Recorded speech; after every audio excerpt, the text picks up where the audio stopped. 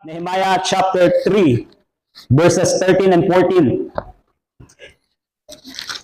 Sige po, hilingin ko po ang inyong focus sa salita ng Diyos dahil ito po ay mahalaga. At nandito po tayo para sa salita ng Diyos. Amen? So, huwag niyo pong paintulutan na mayroong distraction sa salita ng Diyos. Amen? So, Nehemiah chapter 3, verse 13 and 14.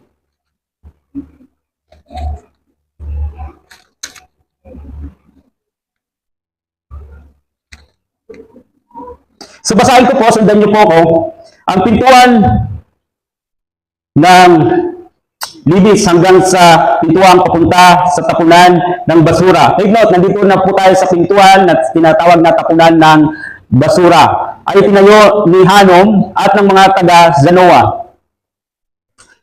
Sila rin ang nag-ayos ng mga pinto at ng mga bakal na pangkandado. May 450 metro o 450 meters ang haba ng pader na inayos nila. Ang pintuang papunta sa tapunan ng basura ay inayos ng anak ni Rekab na si Malkias.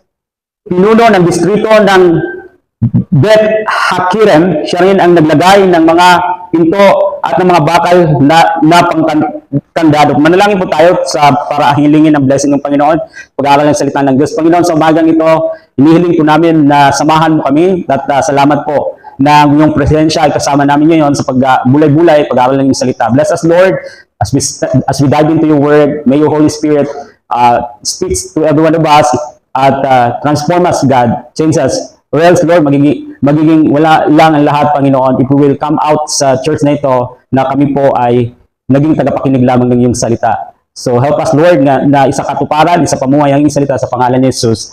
Amen. So, we've been looking po sa pagtatayo ng mga pader sa Jerusalem at mga pintuan sa Jerusalem. Under sa pangunguna ni Nehemiah. Isang Hudyo po siya na kung saan ang kanyang position sa Persia ay cupbearer. Tagabigay ng alak ng cup ng hari. And nabalitaan niya na ang katayuan, ang kondisyon ng Jerusalem. Hingi siya ng permiso na pumunta, maglakbay sa Jerusalem, sa kanyang mga ninuno, yung lugar, lupain ng kanyang mga ninuno. At manguna sa pagsasaayos, sa pag-rebuild ng mga pintuan at mga walls ng Jerusalem.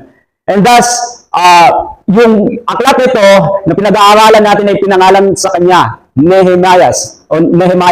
Sa Tagalog, Nehemias. So, nagsimula siya sa pagtatayo ng mga pintuan. At ang bawat pintuan ay may mga pangalan po.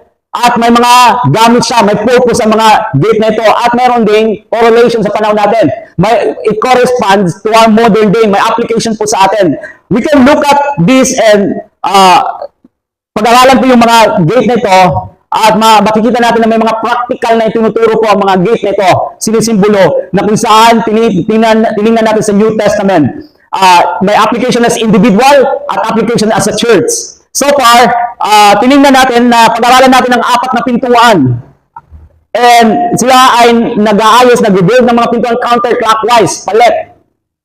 And so, nagsimula sa sheep gate, na kung saan ito po ay nagpo-point kay Jesus, na siya po ang Lamb of God, na kung saan siya ang the way, the truth, and the life. Walang makakapunta sa Ama, walang maliligtas kundi sa pamagitan ni Jesucristo. So itong gate na ito, dito dinadaan ang mga tupa para ihandog sa templo. And ito po ay nagpo-point sa New Testament kay Jesus bilang Lamb of God, na siya ang kaligtasan natin. Siya ang way ng kaligtasan. Pangalawa ay push gate. Ito po ay nagtuturo sa atin patungkol sa pagbabahagi ng salita ng Diyos, na kung saan dito sa pintuan nito dinadaan ang mga isda at binibenta sa market ng mga fishermen. So, tinuturo sa atin na dapat natin ihagis ang lambat nang sa gayon ay ang mga tao na makarinig at makatanggap ng buhay na walang hanggan. I-share natin ang mabuting balita. Pangatlo ay yung tinatawag na old gate. Ito po ay nagtuturo patungkol sa katotohanan. Itong old gate, dito po nag-gather ang mga matatanda sa syudad at sila po ay nagbibigay ng decisions sa mga bagay na pinagtatalunan at nagpapalitan po sila ng karunungan, ng wisdom. So again, nagtuturo ito sa atin na ang truth, ang salita ng Diyos, dapat tayong tumindig. Panindigan natin ang salita ng Diyos. Dapat natin panghawakan ang salita ng Diyos.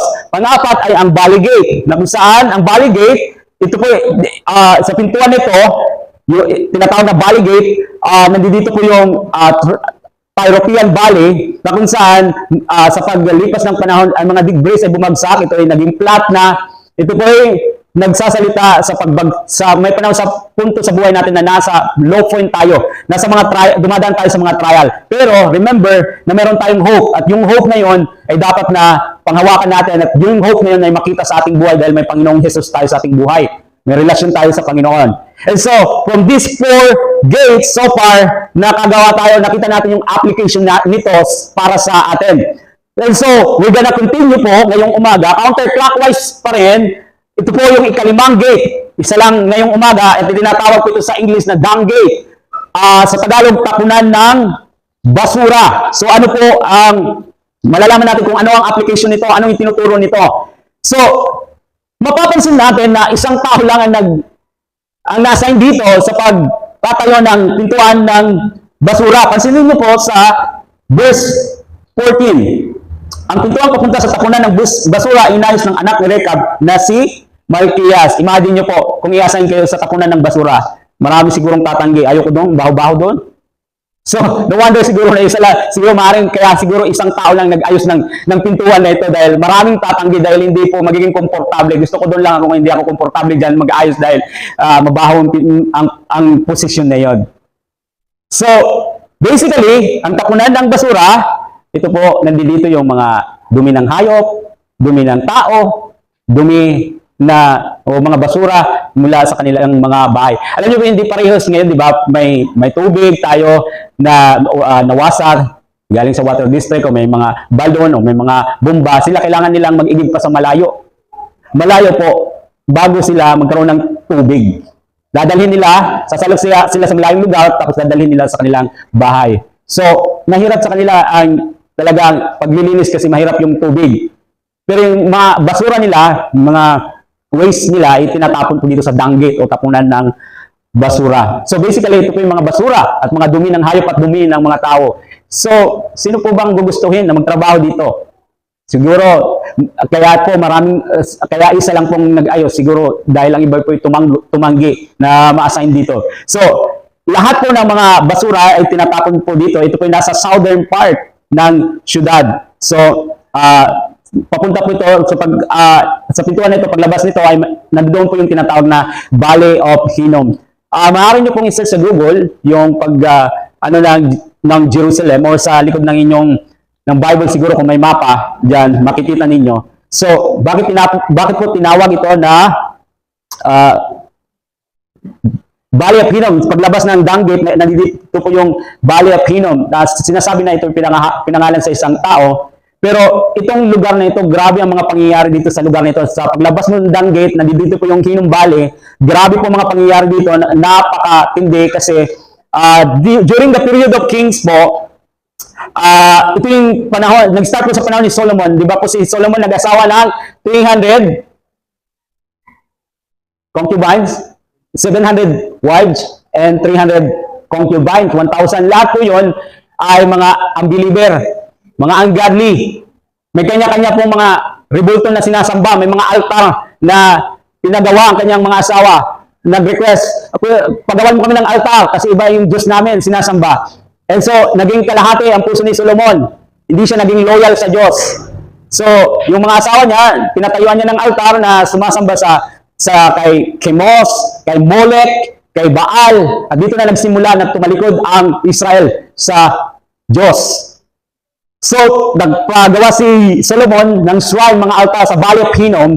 And it was as these shrines na ang mga tao po, pakinggan niyo po ito, ang mga Israelita po ay inihahandog ang kanilang mga anak, sinusunog ng buhay sa mga altar na ito dahil ito po ay trabaho ng mga pagan, mga pagano, na kung saan inihahandog ang mga baby, mga bata sa Diyos nila, sa Diyos-Diyosan nila, sinusunog ng buhay. Ano po yung correlation sa panahon natin nito? Ano ang correlation sa panahon natin? Paano ito makikita natin sa panahon nito? Ang correlation nito sa panahon natin, yung mga bata na ina-abort, yung mga bata na pinapatay, itinatapon lang kung saan-saan. Napansin niyo po? Ito po ang mga tao na walang takot sa Diyos.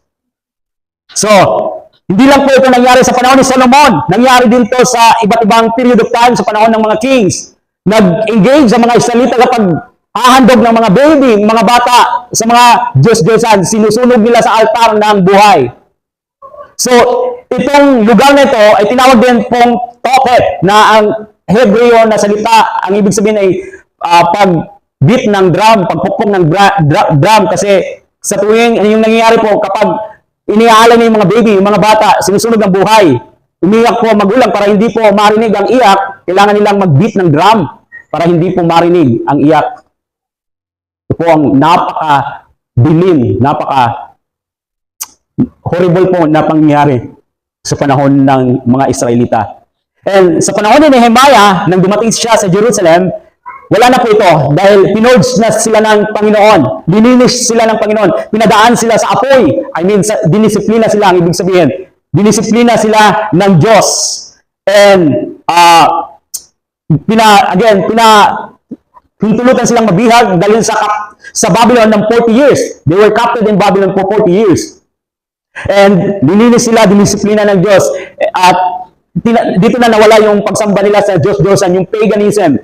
And so, nang dumating na sila sa Jerusalem, after 70 years ng captivity, wala na po yung pag-aalay ng mga bata at hindi na sila sumasamba sa mga Diyos-Diyosan. Pero nang si Nehemiah ngayon ay naging gobernador na sa rehiyon na ito, pinangunahan niya ang mga tao sa pagtatayo ng mga building o ng mga pader at mga pintuan. So, ito po nangyari sa Balit Hinnom. Dahil po sa samang history o hindi po magandang pangyayari sa lugar na ito po ay ginawa ng tapunan ng basura. Ginawang tapunan ng basura. Para po, para sa ngayon, in order na ang sakit ay hindi po umalat o hindi po magkasakit ang mga tao. So, dito nila sinusunog ang lahat ng mga basura, ang mga dumi ng tao, dumi ng hayop, at ito pong apoy dito ay nagpapatuloy, hindi po namamatay. So, imagine niyo ang baho nandito, imagine niyo yung inside, napakarami, yung usok. So, ito yung nagpapatuloy na pangyayari dahil sa ang apoy ay nagpapatuloy, hindi namamatay yung apoy. Now, ito po yung ano nito, yung corresponding, yung correspond po sa New Testament, yung pagsasalarawan ni Jesucristo, ginamit niya itong illustration, visual illustration sa pagsasalarawan po ng impyerno. Marcos chapter 9, verse 43 to 48.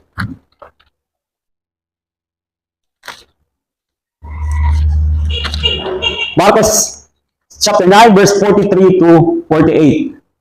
Kung ang kamay mo ang nagiging sanhi ng iyong pagkakasala, putulin mo ito. Mas mabuti pa ang pumasok sa buhay na walang hanggan, na putol ang isang kamay, kaysa may dalawang kamay na mapunta ka sa impyerno, sa apoy na hindi namamatay. So, yung apoy sa Balit Hinnom, hindi po namamatay. So, maliit lamang ito na illustration o visual illustration para i-picture out ang impyerno. Pero mas malala pa po ang impyerno. Verse 44, doon hindi namamatay ang mga uod na kumakain sa kanila at ang apoy. So, ito po, imagine nyo yung Balit Hinnom, tapunan ng basura, sinusunog yung mga basura, may mga langaw na lumilipad, mabaho, and then ginamit niya ang illustration nito patungkol sa impyerno. Kung may mga langaw sa Balit Hinnom, sa impyerno naman may mga uod, mga worms na hindi namamatay. Kung may apoy sa Balit Hinnom, sa impyerno ang apoy ay hindi rin namamatay. Mas malala ito kasi eternal ito na apoy, eternal na kaparusahan ito. So, now, baka isipin niyo na putulin yung physical na katawan niyo pag nagkasala kayo. Hindi po literal ito. Ang simpleng ibig sabihin po nito ay pagkasalanan po, dapat seryoso niyong idilyan. Dahil may seryosong kaparusahan ang kasalanan balang araw. Pag hindi niyo po seryosong dinil ang kasalanan, seryoso din po ang consequences, ang kaparusahan na naghihintay sa iyo sa balang araw. So, ginamit na itong illustration. Now, yung hell, alam niyo po sa Hebrew, ay Gehenna. Yung pinaka-word niya, sa English, Gehenna, ang pinaka-word niya sa Hebrew is Gehenum, or Valley of Hinnom. So, yan yung dahilan kung bakit pinupoint ni Jesus yung ginamit niya yung illustration ang Valley of Hinnom para is picture out sa atin kahit lang sa small part nito ng Valley of Hinnom ang impyerno. May mga tao na tinatawanan lang ang impyerno na kung saan hindi naniniwala. Si Jesus na mismo nagsasalita dito na ang impyerno ay totoo. Ito ay totoong lugar. At isinalarawan niya ang lugar na ito na may apoy na hindi namamatay at puro kahirapan, pagdurusa ang mararanasan ng mga taong naririto, yung mga nag-reject kay Yesu Kristo, kadiliman at lugar ng kapighatian na kung saan puro iyak ang maririnig mo at pagngingit-ngit ng ngipin dahil sa sakit. Hindi po ito lugar na kung saan mamamatay ka. Ito po yung lugar na kung saan eternal na kasakitan, pagngingit-ngit sa sakit, eternal po ito na suffering. Hindi yung katulad nga na barilin ka lang, patay ka na. Yan yung parusa. Or ano man na ginagawa ng taong parusa para mamatay ka. Dito, hindi po ito na anahihilit ka agad, mababanish ka. Nandito ka habang eternally sa kaparusahan ito, nandito ka, mararanasan mo palagi ang sakit dahil sa maling desisyon na ginawa mo sa iyong buhay, dahil sa kasalanan na hindi mo tinalikuran, dahil hindi mo seryosong binil ang kasalanan. At binibigyan ni Jesus ng babala ang mga tao na kung saan hindi dapat ito ang naisin natin, idil natin ang kasalanan natin, seryosong idil mo. Dahil hindi yan nakakatuwa sa Panginoon. Kung natutuwa ka sa kasalanan mo, tandaan mo. Naalala ko, kasi sa araw-araw, may desisyon na pipiliin tayo, gumawa ng tama, gumawa ng mali, gumawa ng kasalanan, o gumawa ng nakakalugod sa Panginoon. Pero tandaan mo, kapag gumagawa ka ng kasalanan, ang nalulungkot ay ang Diyos na sobra-sobra ang pagmamahal sa iyo. Isipin nyo lang siguro sino ba yung mga mahal natin sa buhay na ayaw natin silang ma-offend. And how much more sa Panginoon na sobra-sobrang pagmamahal sa atin. And so, binibigyan po tayo ng babala. Binibigyan po bawat isa ng babala. Ito po ay ang ginirepresent ng tapunan ng basura, ang kasalanan. Marumi, ang basura. Hindi ka pwedeng magdala ng basura sa langit. And ito po, it goes to Valley of Hinnom. Sa Gehenna. Ano po kung ang basura ay itinatapon po sa Valley of Hinnom para sunugin sa apoy, ano po ang isang bagay sa buhay ng tao na maglilid, magdadala sa impyerno? Ano pong basura yan? Kasalanan. Kasalanan. Ang danggit, ang tapunan ng basura, ay nagpapaalala sa atin ng mga basura sa buhay natin. Kasalanan. At kailangan seryoso po tayo sa bagay na ito. Huwag po natin gawing biro, basta kasalanan. Kasi minsan tinatawanan pa natin. Minsan parang natutuwa pa tayo, basta kasalanan. So, we must seriously na idil po ang kasalanan sa ating buhay. At po tayo ay pinapaalalahanan po ng Diyos, hindi lang po, alam ko po, mahirap dito sa araw-araw, may struggle tayo when it comes to sin. And lalo na siguro sa akin, kasi ako nangangaral, and ay salita ng Diyos, ay dapat na isa pamuhay ko. Ngunit it goes the same sa inyo dahil nakarinig kayo ng salita ng Diyos. Nalaman nyo ang salita ng Diyos. And sa lahat tayo may accountability sa harapan ng Diyos. Alam niyo po, sa ngayon, siguro yung popular ngayon na preaching, it's about paano ka magiging masaya, paano ka magiging kakaroon ng abundansyang buhay, paano ka magiging successful. Yun yung mga popular na mga teaching ngayon. Pero when it comes sa kasalanan, konti lang po ang nagsisimba na dyan pag pinag-uusapan ng kasalanan. Hindi siguro, si pastor, kasalanan ng topic ngayon. Linggo, hindi ako magsisimba ngayon. Kasi baka matamaan na naman ako.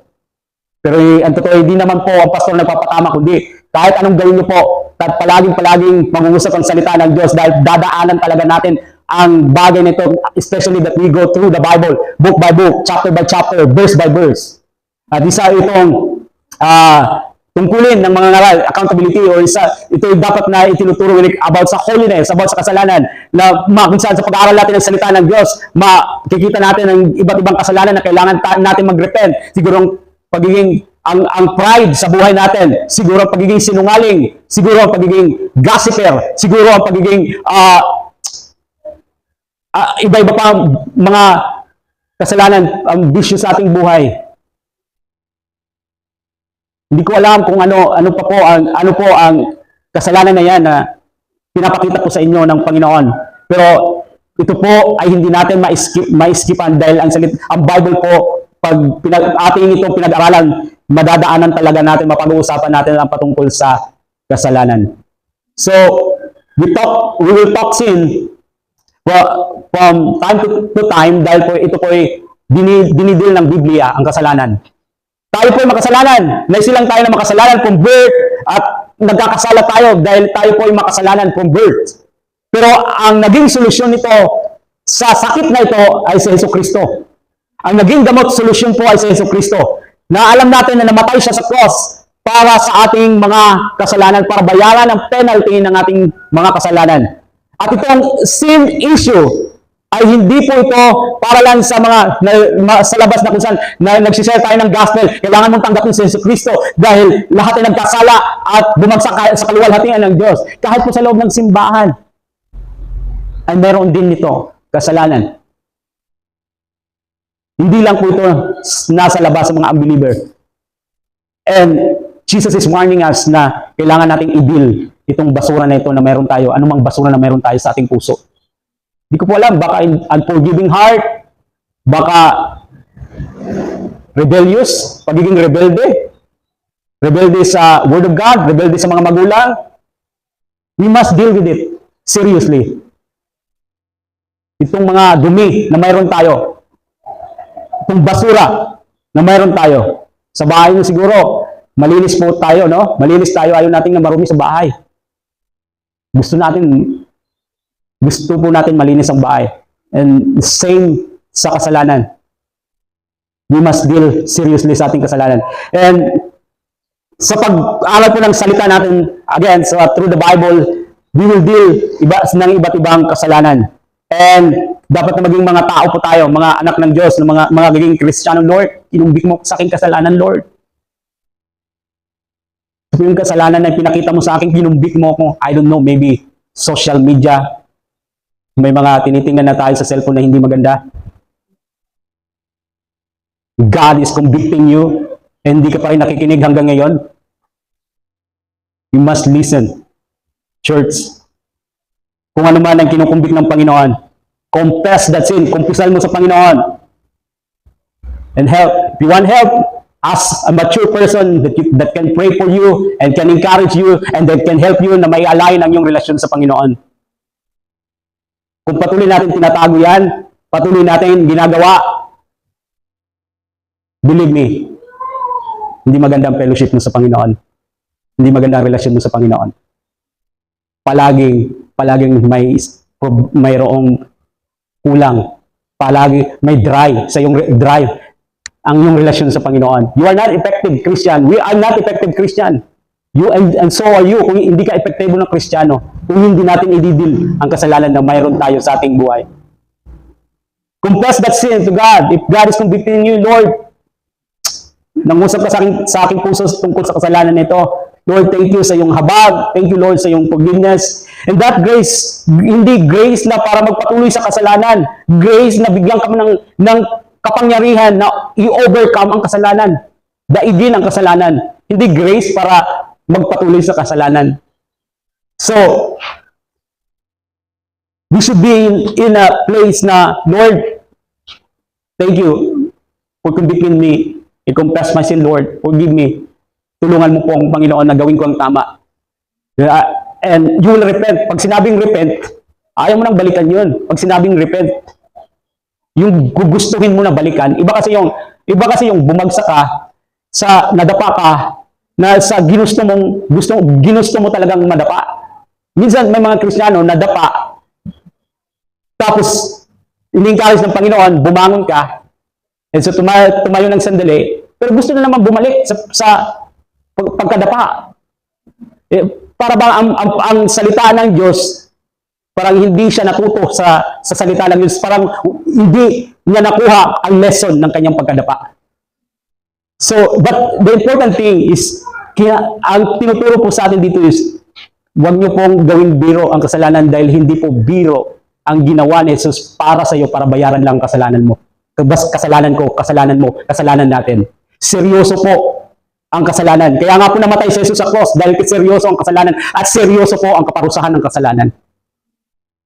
Kaya anumang basura na mayroon tayo, kailangan na pagsisihan natin, talikuran natin. Ito po ang tatapusin ko po sa pagbasa sa 1 John chapter 1 verses 8 and 9. Kung sinasabi natin tayo walang kasalanan, ito po yung self-righteous, wala akong kasalanan, wala akong ginawang mali. Sabi ng Bible, dinadaya natin ang ating sarili at wala sa atin ang katotohanan. Sino po dito ang hindi nagkakasala? Then you are being honest sa harapan ng Diyos. If we admit po na tayo po ay may kasalanan, tayo po ay nagkasala. Kung hindi ka honest, hindi mo na-admit ang iyong kasalanan, hindi po ang Panginoon ng Diyos ang dinadaya mo. Hindi ang tao ang dinadaya mo, kundi ang sarili natin po, sarili mo. Dinadaya natin ang ating sarili at wala sa atin ang katotohanan. Verse 9, subalit, kung ipinapahayag natin ang ating mga kasalanan, Lord, nangusap ka sa aking kasalanan, patawarin mo po ako, sobrang prideful ko na, Lord. Lord, patawarin mo po ako, hindi na ako nakikinig sa aking magulang. Lord, patawarin mo, Lord, ako sobrang yabang ko na, Lord. Lord, patawarin mo ako, ginagawa ko pa rin itong bagay na ito kahit hindi nakakalugod sa iyo, Panginoon. Pinapahayag ang mga ating, subalit kung pinapahayag natin ang ating mga kasalanan, patatawarin tayo ng Diyos sa mga ito. At lilinisin tayo sa lahat ng ating kasalanan, sa lahat ng ating basura. If you will allow me, the same with kasalanan. Sapagkat siya'y tapat at matuwid. So we should be in a place every day nga nata sa confession and repentance. Confession and repentance. So don't allow na yung basura sa puso mo, basura sa buhay mo, manatili. Alam niyo po kung ano nangyayari sa basura? It will stink. Maninimaho ang basura. And maaaring ganun din po sa ating buhay na kung saan ito po ay nakaka-apekto sa ibang tao. Nasabi nila, ay, ang baho. I mean, not literally. Hindi po nakita tayo siguro nagliliwanag o nagiging magandang testimony.